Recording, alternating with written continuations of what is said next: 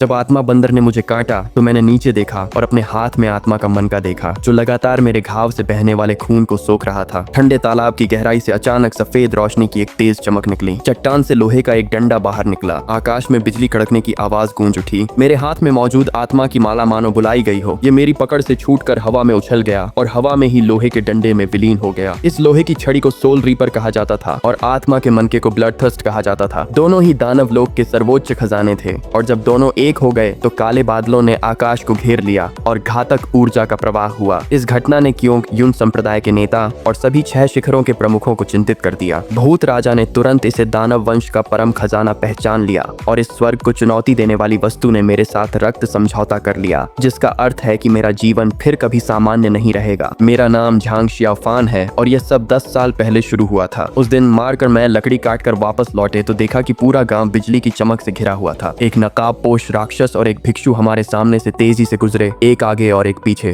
नकाबपोश व्यक्ति ने अचानक उसे हथेली से मारा। उस झटके से हम बेहोश हो गए। जब मैं जागा तब तक अंधेरा हो चुका था। मैंने घास को एक तरफ हटाया और देखा कि वे दोनों अभी भी लड़ रहे थे। नकाबपोश व्यक्ति ने भिक्षु का गला पकड़ लिया और उसे रक्त पिपासा की माला सौंपने के लिए मजबूर किया। भिक्षु ने एक झटके में खुद को छुड़ा लिया, लेकिन नकाबपोश व्यक्ति अचानक मेरी ओर मुड़ गया। उसने मेरे ऊपर एक विशाल कन खजूरा रख दिया और मुझे भिक्षु की ओर फेंक दिया। भिक्षु दयालु थे और उन्होंने मुझे बचाने के लिए हाथ बढ़ाया, लेकिन कन खजूरा उनके हाथ पर चढ़ गया और उन्हें काट लिया। उन्होंने तुरंत अपने एक्यू पॉइंट सील कर दिए। नकाबपोश व्यक्ति ने फिर हमला किया और जहर भिक्षु के शरीर में फैल रहा था। यह जानकर कि उसके पास समय कम है, उसने खुद को रोकना छोड़ दिया। उसके हमले इतने भयंकर और आक्रामक हुए कि नकाबपोश व्यक्ति को बार बार पीछे हटना पड़ा। नकाबपोश व्यक्ति ने अपनी तलवार आसमान की ओर उठाई और दोनों ने एक ही समय में अपने सबसे शक्तिशाली हमले किए। उनकी झड़प के धमाके से नकाबपोश व्यक्ति हवा में उड़ गया, लेकिन भिक्षु के शरीर में गहराई तक जहर फैल चुका था और ऊर्जा के उस जोरदार विस्फोट ने उसे मौत के कगार पर पहुंचा दिया। अपनी अंतिम सांस लेते हुए उन्होंने मुझे अपना शिष्य बनाने का निर्णय लिया और अपने जीवन भर के सभी तकनीकी ज्ञान मुझे सौंप दिए। उन्होंने रक्त प्रवंचित माला भी मुझे सौंप दी और अपने अंतिम निर्देश देने के बाद उनका निधन हो गया।